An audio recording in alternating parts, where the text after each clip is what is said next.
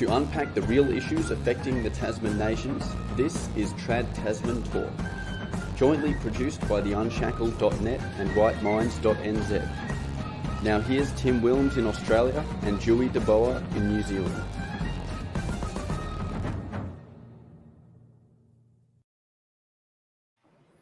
Hello everyone and welcome to Trad Tasman Talk for another week on this Tuesday, the 9th of February 2021. I'm Tim Wilms here in Melbourne where it is just after 7 p.m.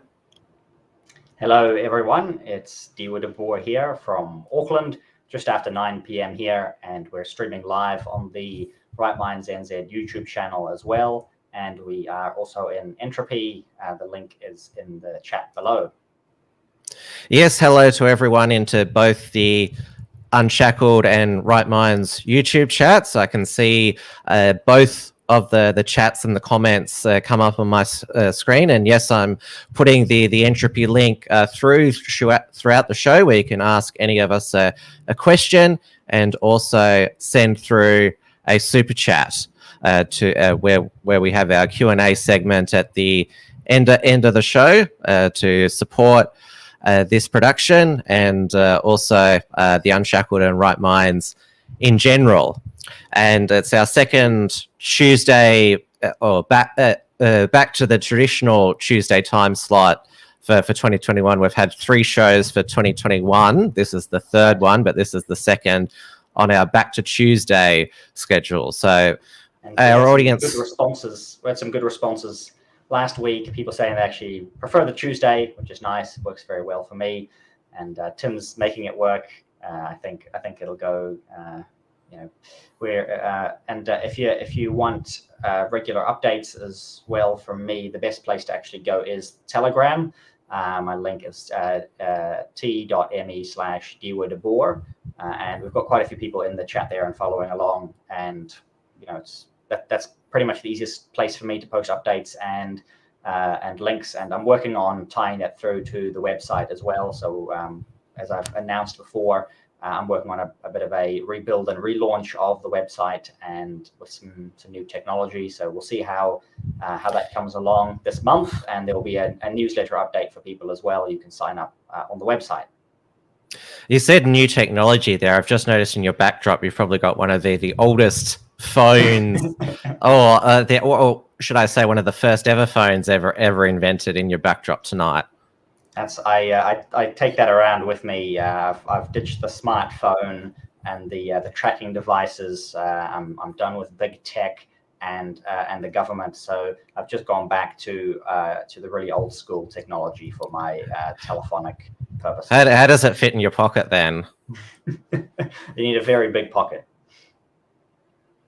Now very long cord. Now we've titled tonight's show Reverse Cycles. It's in reference to, well, in the past week in Melbourne, we've had no community transmission, but we've had local transmission in hotel quarantine facilities of the new UK super strain, which is, they still don't know. There's so far been 2 hotel quarantine workers who've caught the virus in hotel quarantine. They spent several days out in the Melbourne community, but so far they haven't infected any of their close contacts or anyone at the exposure websites. So there was, if I just do the similar situation in New Zealand too, where this past week practically nothing of interest to report other than the people in the quarantine facilities infecting each other. That's about it. So this is we've had last week we had the Grand Hyatt case. This was on Wednesday the 3rd of February, where Dan Andrews called a press conference at 10:30 p.m. Melbourne time, where he reintroduced what he called the Black Rock cluster outbreak rule. So masks indoors again, and visitors to the home per day capped at 15. These, if I unlike you lucky Australians, we managed to escape any kind of new restrictions.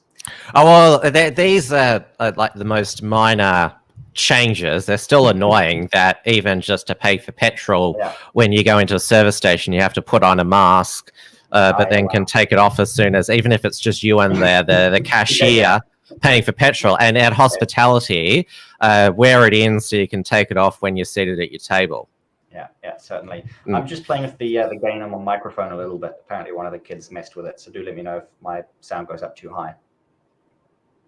My audio. But yes, it's much better than being under house arrest like the residents of Perth were last week, and the residents of Brisbane were in mid-January. The residents of Perth, they're still subjected to masks everywhere, which is indoor and outdoors. They have to wait until 14th of February, Valentine's Day, to go back to their, as Mark McGowan called it, pre-pandemic life. Or so, should I say, post their pre-outbreak, post-pandemic lives. Exactly. Yeah, certainly. I found a really good article just published today by the Babylon Bee, which is my #1 source for true news. But this was with reference to America, and we're definitely coming up to this here in New Zealand as well. But the nation prepares to celebrate the first anniversary of 2 weeks to flatten the curve. And that's certainly where we're at. So happy anniversary, or getting close to it. And we'll try and track down the official start of the 2 weeks to flatten the curve. Well, the great toilet paper panic in Australia began on March the 1st. I remember it exactly when I first saw the toilet paper roll. It was very, very scarce. So that was the beginning of the March Madness, when the virus was spreading all throughout the West. In February, you were all told hug a Asian person and go for a meal in Chinatown. But yes, March Madness began March 1st began with toilet paper, then all the other staple products, and by March the 31st, we're all under the first round of house arrest, but not muzzled at that stage. The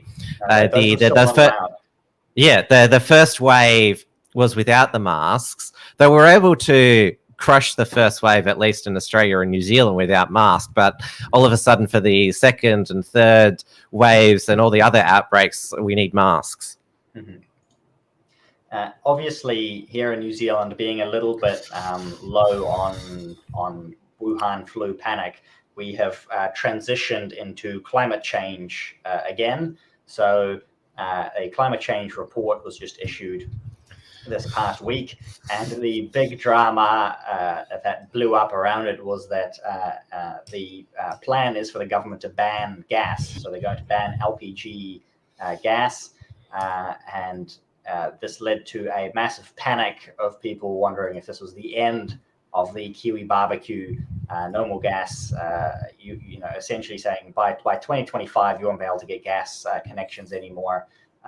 But I see now, looking for the story again, that right down the bottom, Stuff has actually published a correction, which says an earlier version of the story claimed that barbecues may be impacted by the proposal. The report refers to bottled LPG in the context of heating systems in buildings. So that's the big one. Starting in 2025, 2026, they're going to ban new gas connections into homes. So we're already seeing builders start to run electrical cables up and you know, in the new builds that are intended to go with gas, because people basically are already having to plan to switch from gas back to electricity.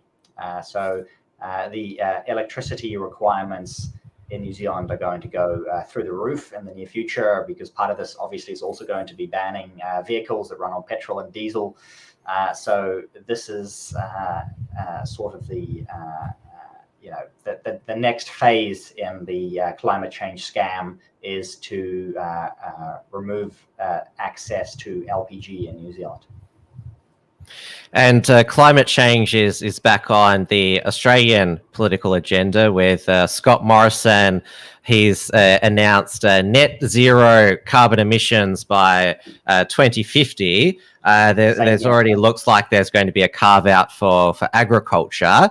So the cow farts. Net zero emissions, except for this industry and this industry. And we've actually had that's the problem that we have now with the Greens and Labor is there's no cuts for agriculture. So they've already been announcing that the beef farming is going to have to come to an end. They're going to have to start culling the beef herds, and you're going to have to stop eating beef, start eating bugs. So we're getting back into the feel of the climate change agenda now that the China virus is sort of done and dusted, thanks to the magical inauguration of Joe Biden after winning the fortified election in the United States. We've had some feedback on the sound. My volume's down a bit. Yours is up. All good. I've tweaked it back down just a little bit. Do let me know if that's sort of where we should be at. And that's just the way it is with kids. They'll come climb.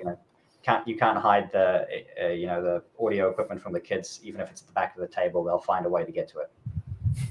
Although, to be fair, your children they haven't ever interrupted an episode of Trad Tasman Talk. That's right. No, I'll make sure they're in bed, and they are very good at staying there. Oh, so people saying Tim needs to be quieter. I'll just turn mine back up a little bit then. Maybe. Let me know if that's helpful at all, and perhaps Tim can boost me at his end too. But oh yeah, because we can do the from this end. Now we can automatically adjust each other's mic levels. There we go. One of the new features in the streaming software. But going back to the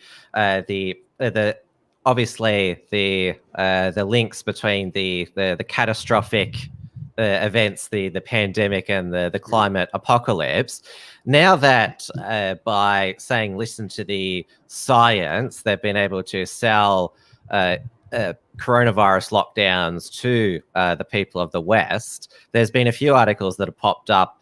Could climate lockdowns be next? Basically banning people from driving cars, eating meat. Because, hey, if they're prepared to cop house arrest for months on end, we can make them cop other things for the good, the good of the people, for their own good, for your safety. So great idea. Apparently, back with the gas shortages many decades ago, they used to have days where you couldn't drive your cars. I'm a little bit too young to remember that, but that was a thing in New Zealand for a while. You'd have certain days where you weren't allowed to drive your car, and I see, and this was in the Netherlands, so perhaps wider Europe too, but it'll likely be coming here eventually. They're talking a little bit about having like a sort of a car Sabbath where you wouldn't be allowed to drive your car, which I thought may make a really good crossover. We could, get the Christians behind there, get Christians behind that, and be like, that's fine. You're not allowed to drive your car on Sunday anymore, and have a car Sabbath. So we could have the Greens. Well, the Orthodox Jews still do. Yeah. Because obviously on sundown on Friday until sundown on Saturday, not allowed to use electricity. That's right, yeah. at all. Yeah. But they work around that a little bit by sometimes they get other people to use it for them, or they use timers and so on, which is an interesting topic in and of itself that goes well beyond the scope of the show. And now an update on last week's commentary about Victoria's LGBT conversion therapy ban. It passed, which means that we're only allowed to say on this show that LGBT people are born that way. End of discussion. Is this bill coming into effect immediately, or have people? I haven't looked into it, but it's probably got to have royal assent. Yeah. So, okay, guys, you've still got a few weeks to convert if you want to convert. Other than that, it's the end. And we've just had announcements this week Now, obviously, the media is pushing their agenda forward. They've got a commitment on Waitangi Day from Jacinda Ardern that she would be banning conversion therapy in New Zealand. There was a bit of an outcry from former National leader Simon Bridges, who said this would maybe be a free speech issue. But he's just been shut down by National Party leader Judith Collins today, who has confirmed that the National Party does, in fact, support a ban on conversion therapy. And the Victorian Liberal Party, support. in the end, they voted for it. There were only two state Liberal MPs, Bernie Finn and Bev MacArthur in the upper house, who voted against it. A lot of members of the crossbench, though, voted against it, including the Libertarian Party, the Liberal Democrats, Darren Hinch's Justice Party MPs, and also the Shooters, Fishers and Farmers Party, and I think I've left a few others off. But yes, it was pretty much bipartisan in the major parties. We still have to see here in New Zealand if it's going to be unanimous. We haven't really heard much from the ACT Party on this, which is supposed to be libertarian. So it'll be interesting to see where the chips fall on that one for them. But essentially, a done deal in New Zealand, and they've committed to a timeline of this year. Family First, which is our sort of conservative lobby group in New Zealand. It's like the Australian Christian lobby in Australia. Similar to that, yeah. Except they're not quite openly Christian, which, at this point they may as well come out and go full Christian. But they have issued a legal opinion. They've had Grant Illingworth QC write a opinion on the draft members bill that has currently not been drawn yet, but likely any legislation will be based off that. And it will look very similar to the Australian legislation. The one thing being, reading through the opinion, is that it's not that clear whether it will affect religious organizations and families, because it has to be a therapeutic practice. Those are the words used in this draft legislation. And so it's not as bad as Victoria's. Yeah, so depending on how it ends up being interpreted, or if it ends up being modified, but in a family setting, in a church setting, you likely would not fall afoul of this legislation. You would likely, and I say likely, it will end up being perhaps intentionally a grey area. But it does seem that likely in a professional setting, you're screwed. So if you're sending your kids to a government school still, last chance. If you're still working in a government school, or you're working in the totally fake and gay field of psychology, it might be time to find somewhere else to go. If we're lucky anyway, it's not going to be something that at least puts your family and your church in direct danger. Certainly, if you've got a good lawyer, you'll be fine. So you may still be able to get away with telling trans people to convert to Christianity. That may still be legal, but you need to have a lawyer on hand just in case. Well, Mariki Rancy, political posting mama, who's a Melbourne mum who burst into the public scene by campaigning against the cultural Marxist Safe Schools LGBT education program. She's unpublished her Facebook page. She did have to pay $100,000 defamation settlement to a -18 activist. That's one of the LGBT youth groups here in Melbourne. So I can understand why she wanted to be extra precautious and unpublish her page. That's how concerned she is about this new law coming into effect.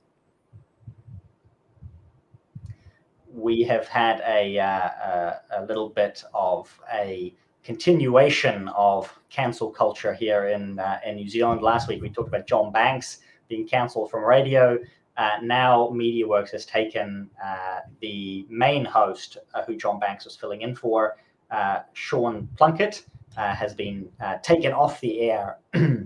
Is that him here? It seems, and that's a picture of him there. And you see this article. The reason I sent you the article written by Chris Trotter is that Chris Trotter is very concerned now, because he's a traditional lefty, and most New Zealanders will know.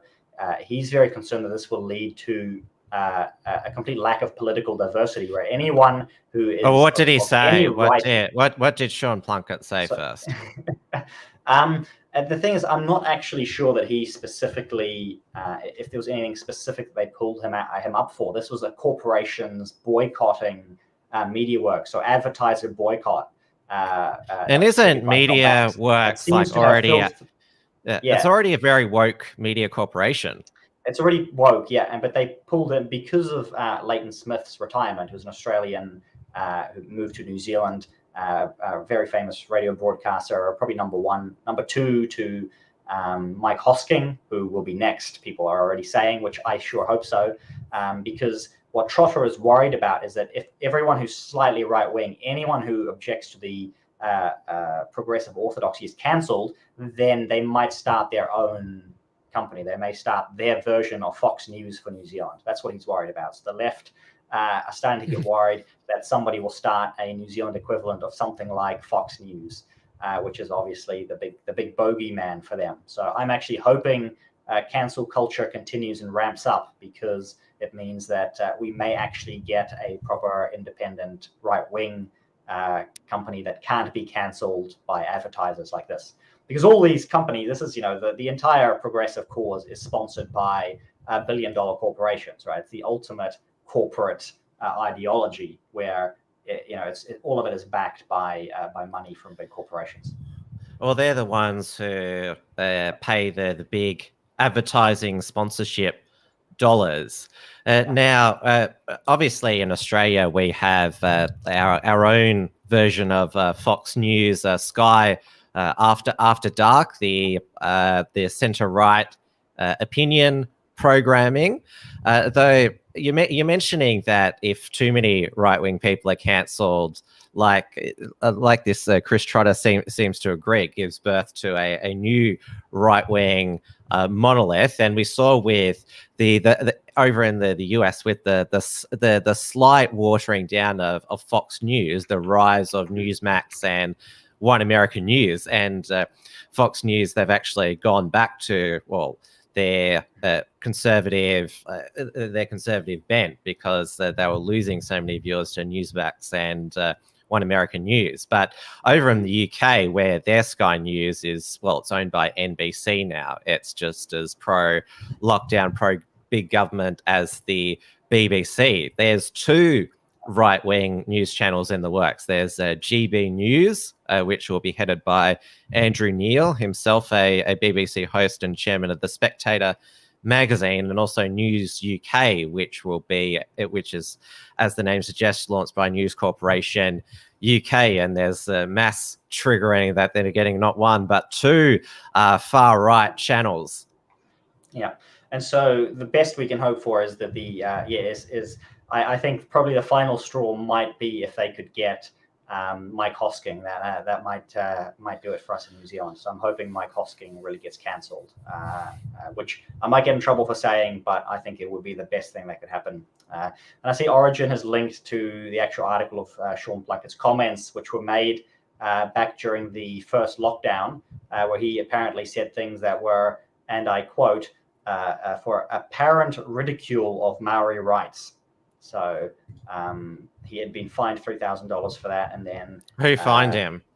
The Advertising Standards Authority. So we have a broadcasting, or it's maybe the Broadcasting Authority, and Broadcasting Standards Authority is able to fine radio stations if they broadcast offensive things on air.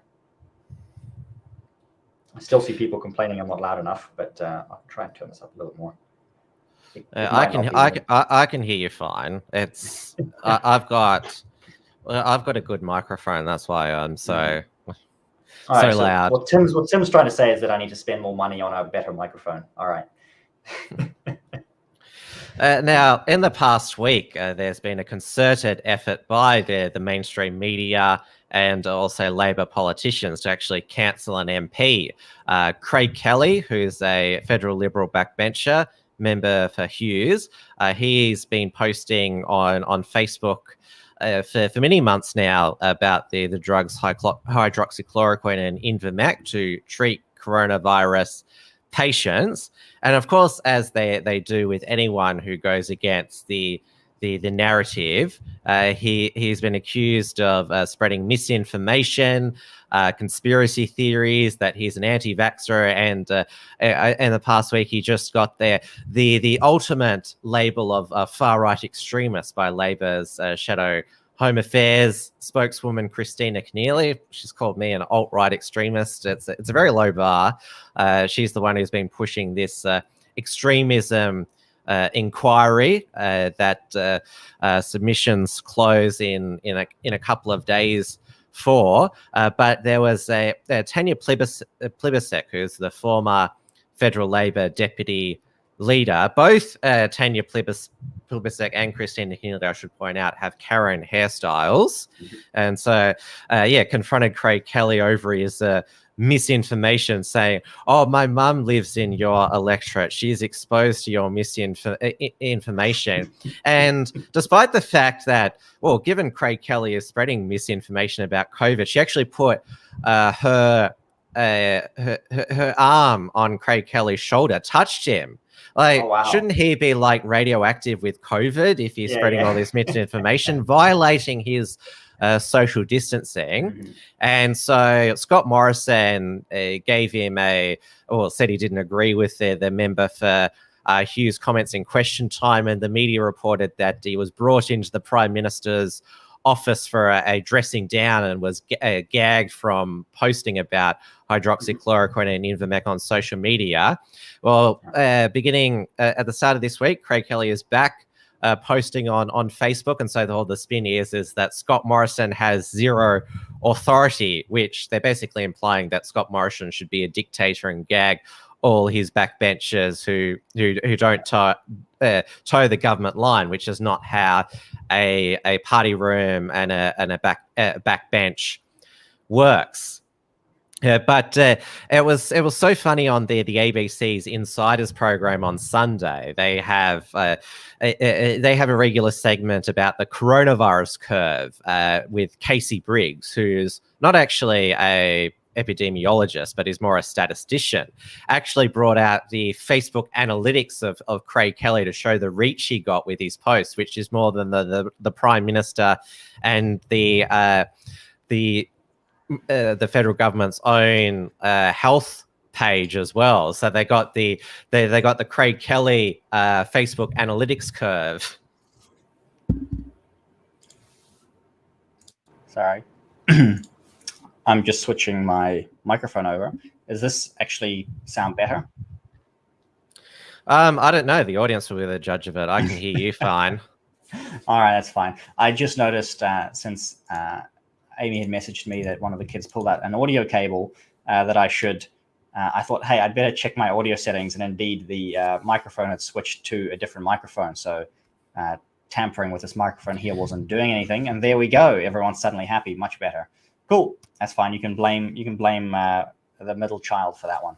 Yeah, and we know that Origin, being a right in the Right Minds chat, his standards are incredibly high. So if he says it's fine, then it's fine. Yeah, certainly. We all the good criticism comes from the Right Minds chat. So thank you guys for now harassing me about that. And eventually those messages got through, and there you go. So enjoy the rest of the show. Yeah. Now, going on from cancel culture, with cancel culture, it's permeated by the left, and it invariably eats its own. And this is what's happened today with Collingwood Football Club president Eddie Maguire. He has stepped down as Collingwood club president after 23 years.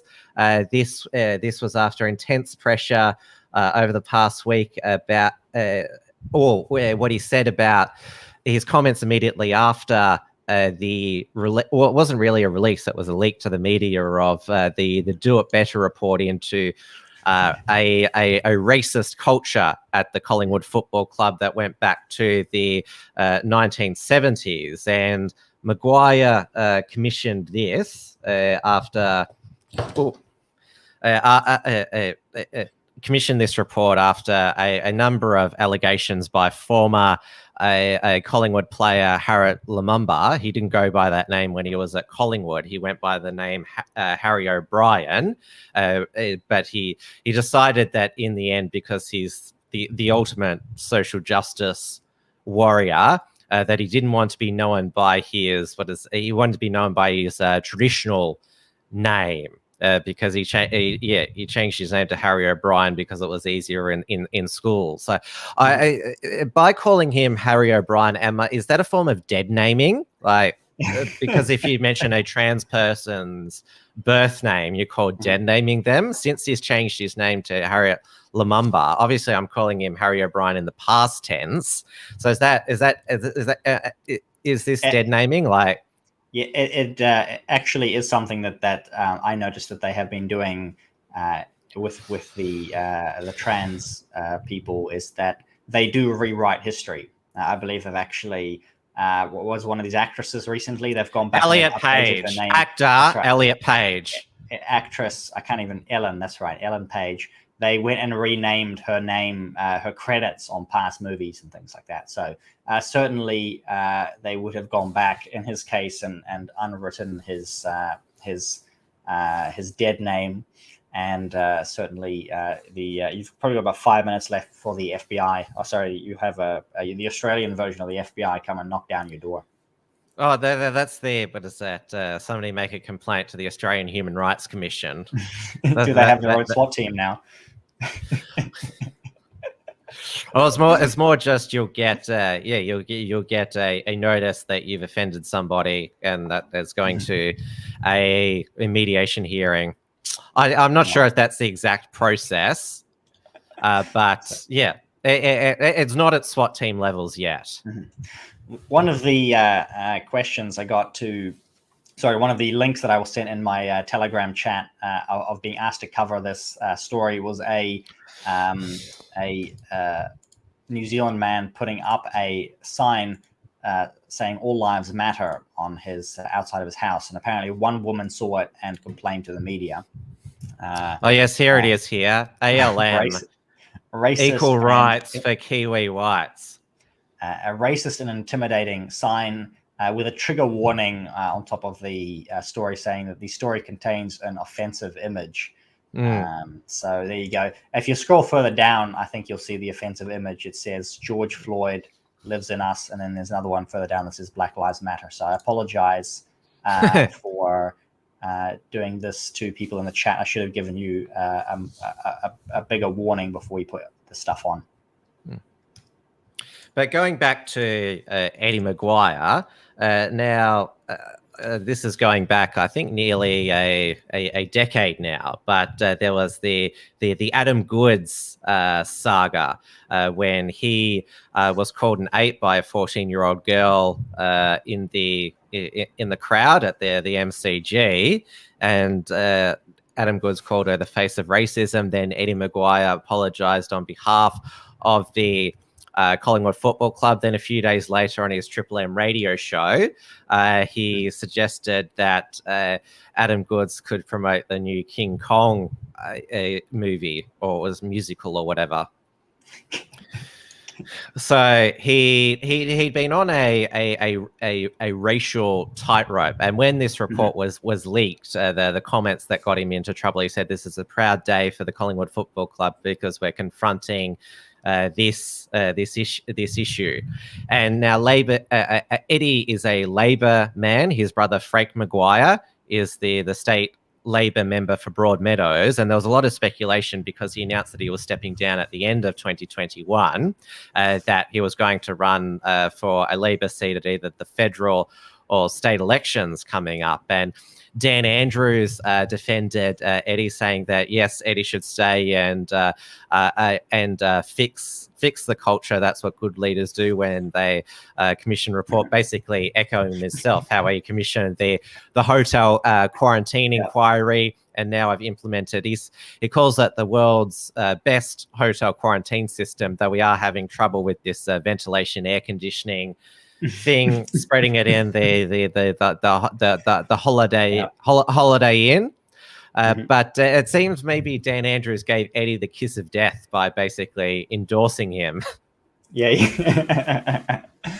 Oh, well, somebody won't be missed. Yeah, and I think Eddie Maguire's political ambitions are probably over now, because by resigning, he's basically it's admission of guilt that yes, the club had this racist culture under my leadership, and so there's no way that the Labour Party could put him forward as a candidate with that sort of admission, given that they aim to be the wokest party.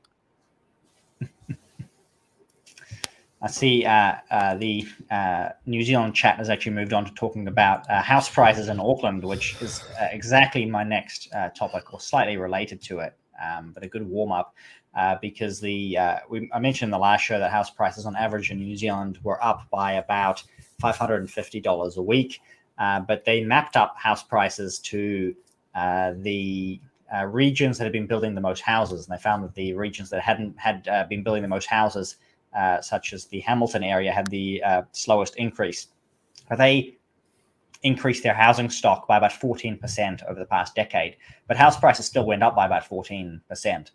And Auckland was more, Wellington was even more, over 20%. So all of these house prices are going absolutely crazy. And then you have a report now saying that we're recovering from COVID-19. We're building back better, as Grant Robertson said today in a press conference. He's committed to building back better. And we're very, very happy that unemployment has actually dropped in New Zealand. So it was a bit of a surprise to say that the official unemployment numbers went to 4.9%. And as we've discussed on this show before, the official unemployment numbers are usually bogus.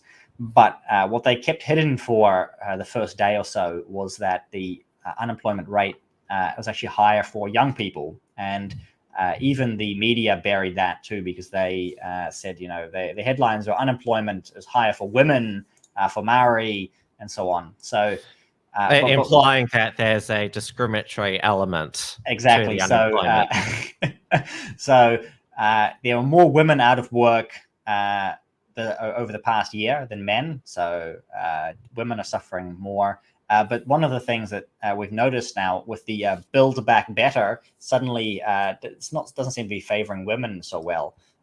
They also noted that the Pacific unemployment went up from 7% to nearly 10%. And I don't quite see the Maori unemployment numbers, but they'll be fairly similar. The biggest one, though, I think, or at least is the biggest deal, is the youth unemployment. So 15 to 29-year-olds had unemployment rise from 8% to 10%. So while the overall unemployment numbers were down, you have 1 in 10 young people unemployed. So where are they going to go for getting houses, for starting families, and so on? We had over the past year, the minimum wage go up too. So the entire Build Back Better economy is designed specifically to screw over young people. And 1 in 10 are not even able to get their foot in the door, not able to get any experience, not able to get any jobs at all, according to the official unemployment figures. And there are likely more who are not even looking for work. But, we're talking specifically about the ones who actually want to get something done. So there's the devil in the details, as always. So skyrocketing house prices, just out of control, officially lower unemployment numbers, and yet it's the youth unemployment that is really going to give you a clear indication of what the future will look like, and that does not look very good for New Zealand. We had our Reserve Bank Governor Philip Lowe last week give an address to the National Press Club, which is back in Canberra because Parliament's back.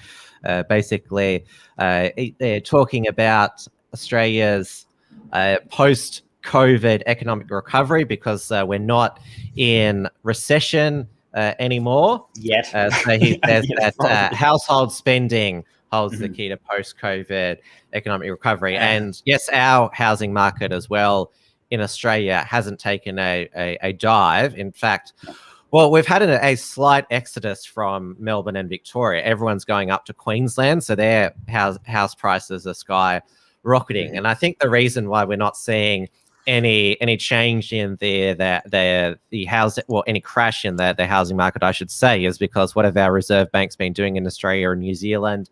Have been injecting liquidity, Yes, printing quantitative easing money.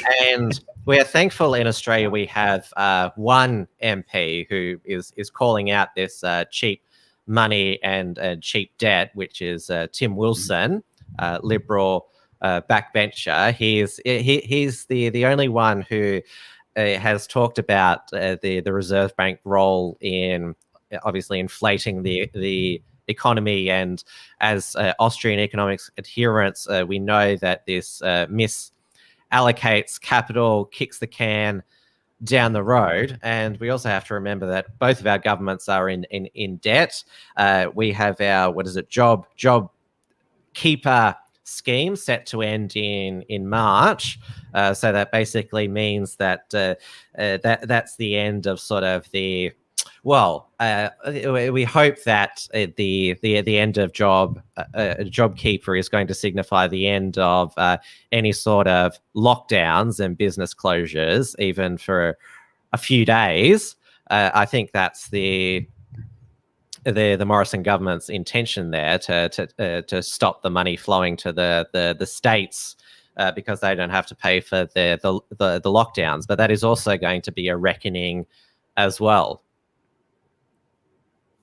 And the key to the household spending is the key. Isn't it going to be an interesting point in New Zealand moving forward too? Because we're seeing in January now lower household spending than last year, and this is because to a large degree the massive injections of cash have run out. People have finished their holiday spending. January is usually a low month, but now it's this year even lower than last year. So there's a little bit of panic happening at the Reserve Bank with possibly inflation kicking up higher than they intended to. But I think they're going to struggle to make money more expensive, because what happens is if they start putting the interest rates back up, then then they're going to be possibly pushing people out of the housing markets. You're going to have defaults. You're going to have the house of cards starts to crumble. The dominoes start to fall over, and they'll do whatever they can to protect that. So they've got themselves stuck into a situation of no return, and that's why you see everyone putting all of their money into houses, into land, because land is freed up very slowly, especially in New Zealand, very highly regulated. So it's only improved very, very slowly. So the supply is very constricted in terms of what you can develop, and also in the whole, land is fairly finite. So you can't really inflate land by creating more of it very easily. Same thing, you're seeing precious metals go up. You can't inflate those very easily, although they do inflate slowly as we mine more of them. And then obviously Bitcoin and other cryptocurrencies, most of those very limited supply. Even stocks of desirable companies, those are in limited supply. So you're seeing everybody pour their money away from fiat currency and into these assets. And probably many people are holding debt as well at the same time. And because the debt is basically free, you're in a vicious cycle. We may see things get very, very ugly, but I wouldn't put a timeline on it, because it's very hard to predict when these things get ugly. Just that when it starts to go downhill, when the snowball gets rolling and is out of control, then it's too late. So make sure that you're ready, and if you can, or if you haven't already, get some land, get a house. Make sure you've reduced your fiat liabilities as much as you can. That's make sure you've got your food stockpiles as always, and we'll see what this year holds. Now we've talked about cancel culture, which obviously is having a chilling impact on free speech. But another area that is a threat to free speech is various aspects of defamation law, and we've had a big defamation decision in the past week. So Joe Aston, he's a columnist for the Australian Financial Review, which also owns this publication, which I'm reading from the Sydney Morning Herald. They're all owned by Nine Entertainment Co. So he writes it's called a business gossip column called Rear Window, and he's definitely the most savage columnist I've ever read. Although he focuses on business people in the public eye, he's also gone after media and political personalities. I remember he once wrote a savage takedown of Peter Credlin, and also project host Lisa Wilkinson and her husband Peter Fitzsimons, when they all gushed over when she was interviewing Jacinta Ardern and put Pete on the phone to talk to Jacinta Ardern, basically saying how pathetic and cringe that all is. Now, I'm actually surprised, given that just because he's able to hit everyone's sore spots who he's writing about, hit them in all their sore spots. Like, obviously, the people who troll us, their trolling is quite pathetic, and it's water off a duck's back. But say, for example, if Joe Aston wrote a savage takedown of me, I probably wouldn't been able to get out of bed for a week. It would just be so shattering. So when I was obviously reading them, because they base, I wouldn't call them character assassination. They're just basically, they hit a person in all their sore points in a really, you would say, brutal fashion. So I often wondered, I can't believe he hasn't been sued before. Well, he has now been sued by this businesswoman, Elaine Steed. So the federal court Justice Michael Lee awarded her $280,000 in damages plus $16,500 in interest, and Joe Aston and the Australian Financial Review has to pay her $1.1 million in legal costs bill. So this was over 2 columns published in 2019, including one labeling her a feminist cretin. Which, as you know, in media, and particularly in the alt media, insults fly on all the time. There's a lot of name calling here. This is the Justice Lee said he accepted Aston had genuine and coherent grounds for his concerns as to what occurred at Blue Sky, and Miss Steed's behaviour did demonstrate an apparent unwillingness to face up to the true reasons why Blue Sky failed. He said questions legitimately arose as to her behaviour in not taking steps to correct the incorrect information revealing as to the composition of assets. He said, no doubt in those circumstances, the prospect of consenting to a judgment in her favour for a significant sum was perhaps galling. But Justice Fee found the column conveyed a total of 4 defamatory meetings, including that Dr. said was a cretin and racially destroyed the capital of business ventures in which she was associated. Now, I'll go back here.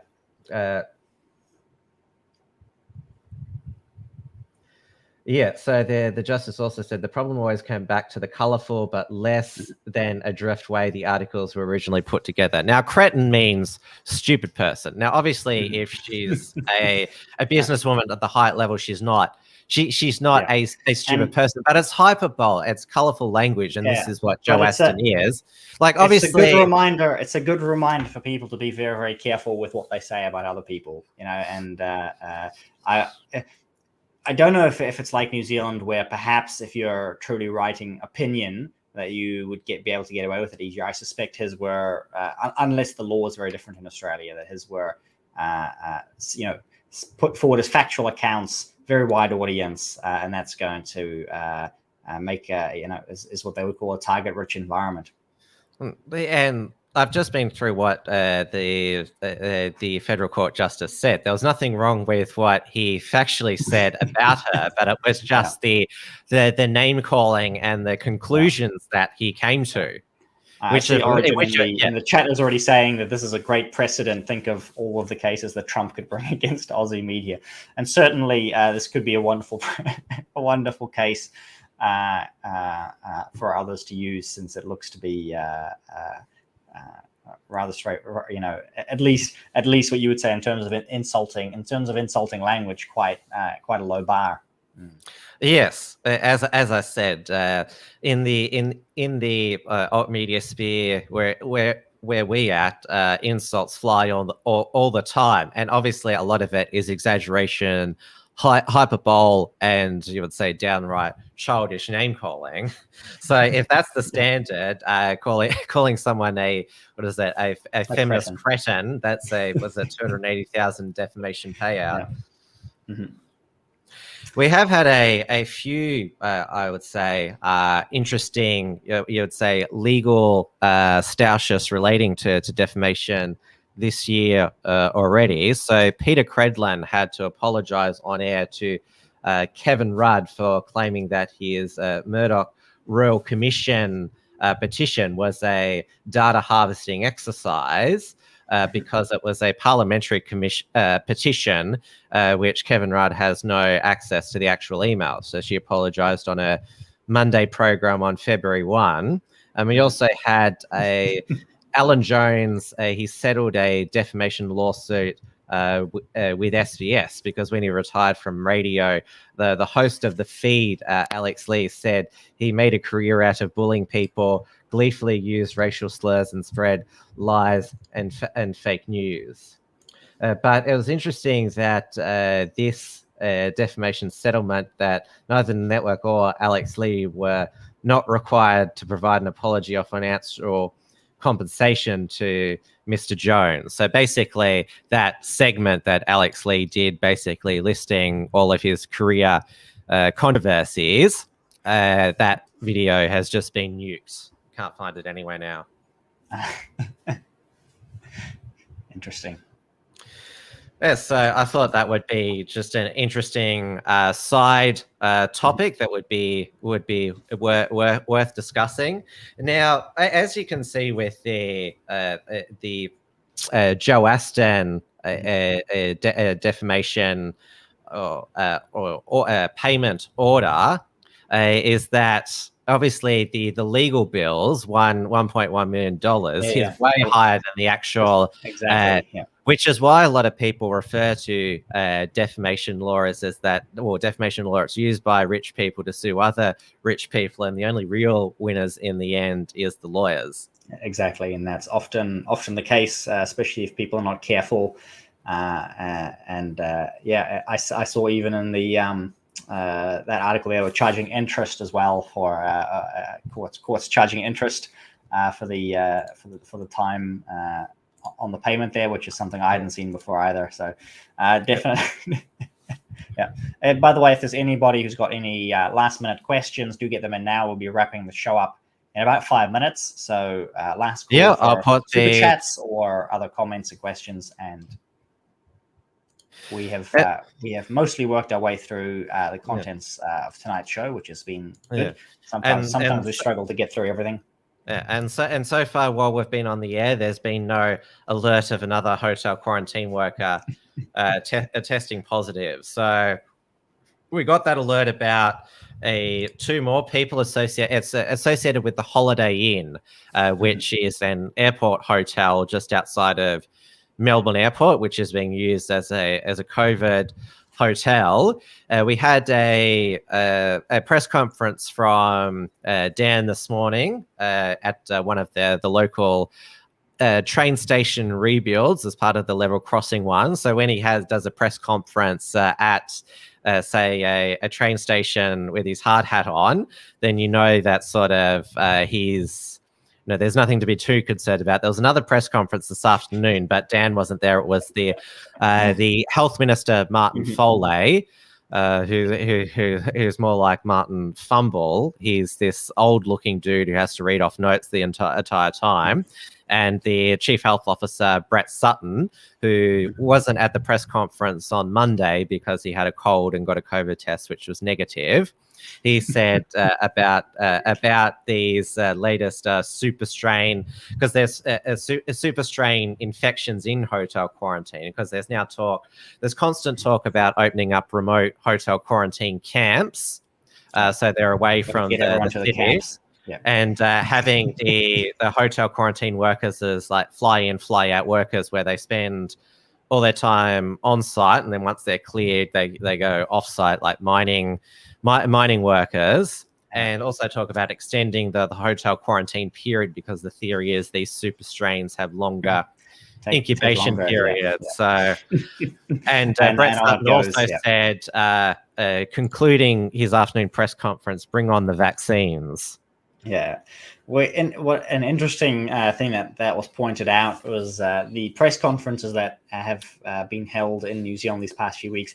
Many of them don't really have any content worth listening to. It's mostly just for media to go and ask the same stupid questions that they always ask.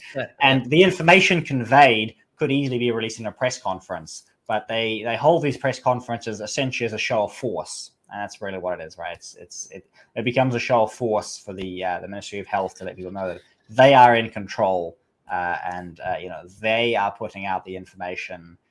People need to pay attention to them at 1 p.m. every day, and that's really it. And it may be that people stop paying attention. For instance, I haven't watched a single one of these press conferences since probably like last year. Which is good, because the media still, because obviously these COVID escapes, it allows the media to ratchet up the fear again, because fear is obviously gets the most eyeballs. And there's also the fact that, well, it was hotel quarantine last time that led to Victoria's catastrophic second wave. We were locked down for 112 days. There were 800 deaths attributed to COVID during that time. And since Dan has said this is now the gold standard hotel quarantine, Dan's critics, which there are plenty, he's behind. We have the platinum standard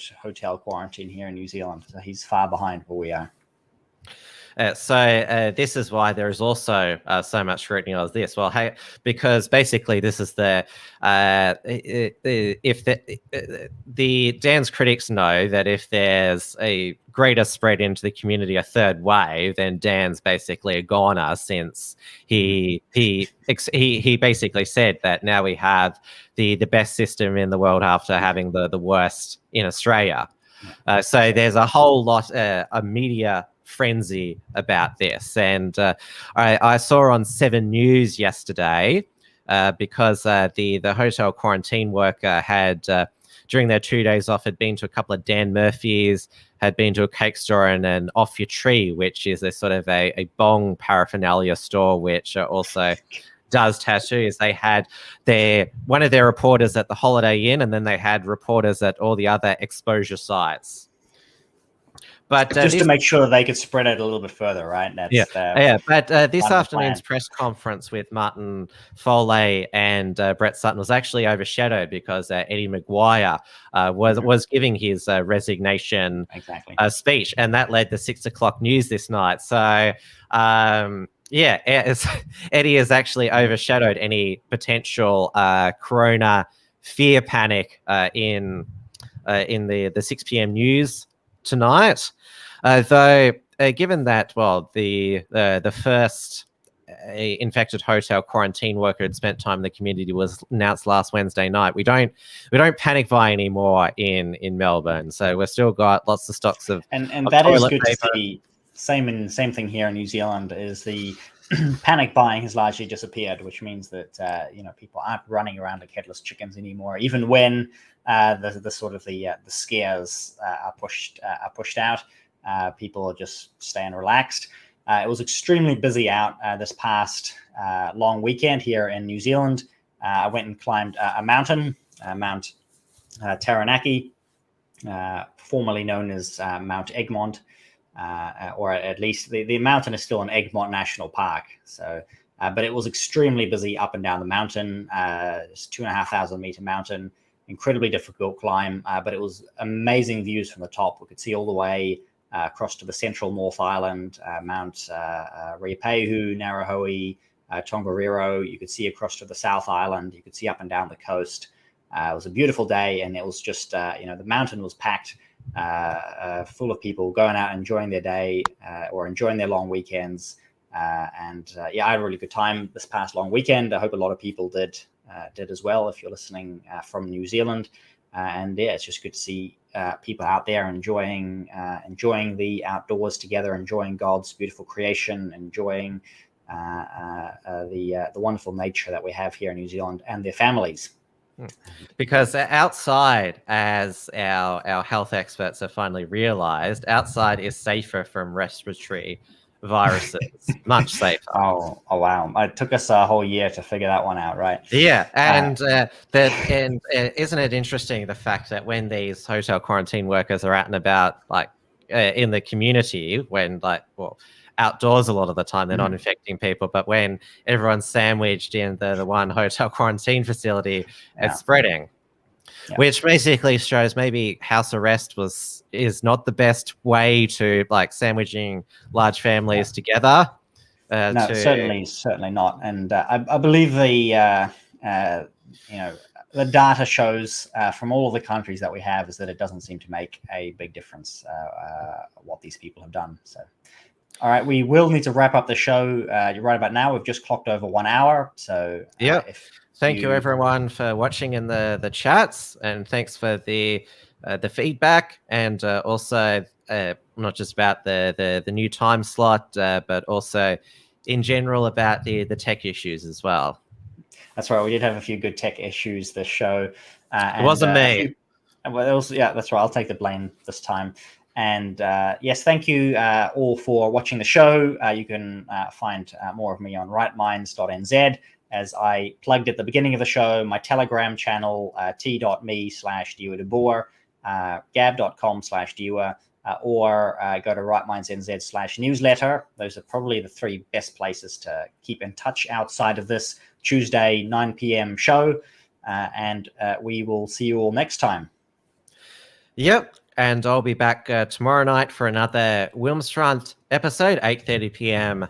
Melbourne time, where I'll be playing I'll be live in my introduction and concluding remarks, but I'll be playing a pre-recorded interview with economist John Adams, which I know a lot of my audience are big fans of. And then Thursday, 8:30 p.m. Melbourne time, over on the Unshackled YouTube channel, I'm a regular panelist on the Dusty Bogans Thirsty Thursday, and of course check out the unshackled.net for the Unshackled Productions archive and our latest commentary as well, including the archive of this show, our new show, The Brawler and the Brain, and of course reports from Tiger Mountain with Richard Wollstonecroft. So good night, everybody. Stay safe, and I would say go outdoors. And remember that Christ is King. Good night, everyone.